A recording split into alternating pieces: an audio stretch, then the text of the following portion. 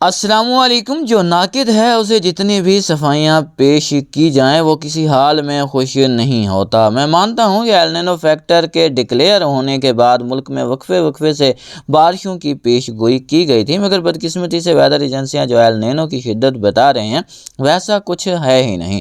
Research کے بعد یہ بات بھی سب سے پہلے میں نے آپ کے ساتھ شیئر کی تھی کہ اس وقت ایل نینو پیٹرن فعال ہے ہی نہیں بلکہ نیوٹرل فیز کا پیٹرن برقرار ہے۔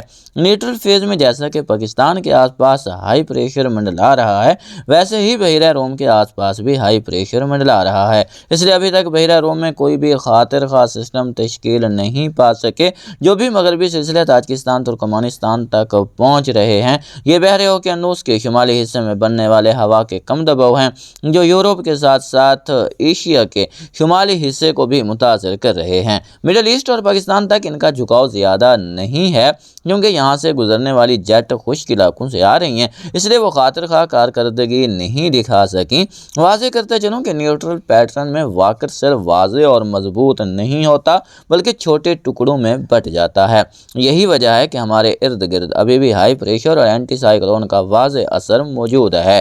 ان کے ہونے کے باوجود بھی جو اکتوبر اور نومبر کے مہینے ہیں ان میں ملک میں مجموعی طور پر معمول سے زیادہ بارشیں ریکارڈ بھی کی گئی ہیں، یہ بھی آپ کو ماننا پڑے گا۔ کچھ علاقے ایسے ہیں جہاں بارش نہیں ہو سکی لیکن ملک میں مجموعی طور پر معمول سے زیادہ اور کئی مقامات پر ریکارڈ توڑ بارشیں بھی درج کی گئی ہیں۔ اور اس طرح افریقہ کے بھی وہ علاقے جہاں سے جیٹ آ رہی ہیں ہائی پریشر کی زد میں ہیں، مگر آنے والے دنوں میں یہ پیٹرن تھوڑا ڈسٹرب ہوتا دکھائی دے رہا ہے۔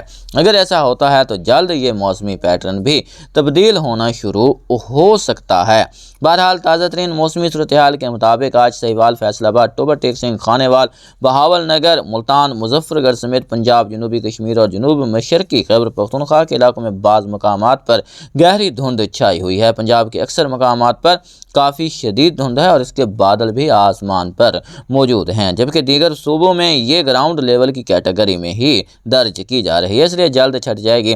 ہواؤں کی رفتار آج 13 دسمبر کو نارمل سے ہلکی شدت کی رہے گی، اس لیے دھوپ کی حدت آج کچھ بہتر رہ سکتی ہے، جبکہ کراچی سمیت سندھ کے بعض علاقوں میں معتدل سے تیز شمال کی ہوائیں چلنے کا امکان ہے۔ اس کے علاوہ ملک کے مختلف علاقوں میں کہیں گہرے تو کہیں ہلکے پھلکے بادل بھی دیکھنے کو ملتے رہیں گے۔ تازہ ترین موسمی سسٹموں پر نظر ڈالیں تو ایک نیا مغربی نظام ایران اور افغانستان کے علاقوں پر موجود ہے جس کے بادل ملک کے مختلف علاقوں میں داخل ہو رہے ہیں۔ مزید اگلے 24 گھنٹوں کے دوران شمال مغربی خیبر پختونخوا، گلگت بلتستان، سندھ، پنجاب، بلوچستان کے علاقوں میں مطلع جزوی ابر آلود کیے رہیں گے اور بعض انتہائی شمالی خیبر پختونخوا، گلگت بلتستان کے چند مقامات پر رمجھم بوندا باندی یا ہلکی پھلکی برفباری کا سبب بن سکتے ہیں۔ جو سرکولیشن کل وسطی پنجاب پر تشکیل پایا تھا وہ اب کمزور ہو چکا ہے۔ سرکولیشن کی وجہ سے ماحول میں نمی بڑھی ہے جس کے سبب آج کافی شدید دھند بننے کا عمل بھی پنجاب کے مختلف علاقوں میں دیکھنے کو ملا ہے، جبکہ اینٹی سائیکلون اور ہائی پریشر ابھی بھی موجود ہیں۔ ایک سرکولیشن بحیرہ عرب میں موجود ہے جو کہ لو پریشر کی شدت سے پھر کمزور ہو کر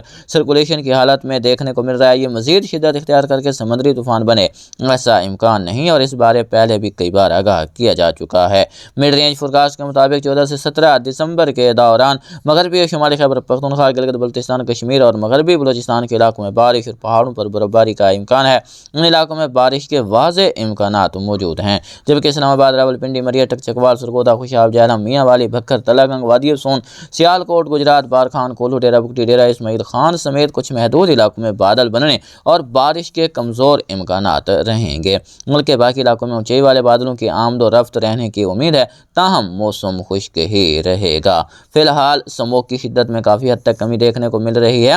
ابھی سردی کی کوئی بڑی لہر اثر انداز ہوئی تو سسٹم کے نکلنے کے بعد، جو کہ 17 دسمبر سے سسٹم نکل جائے گا، اس کے بعد دیکھنے کو مل سکتی ہے، لیکن امید کی جا رہی ہے کہ ایک اور کمزور سلسلہ بھی ملک کے شمالی اور وسطی علاقوں تک پہنچے گا۔ جیسے ہی مغربی سلسلہ آئے گا تو سردی کی شدید لہر کے اثر انداز ہونے کے امکانات مزید کم ہو جائیں گے، اس لیے ابھی جو 17-18 سے اثر انداز ہونے والی سردی کی شدید لہر کی خبریں گردش کر رہی ہیں ان پر دھیان نہ دیں۔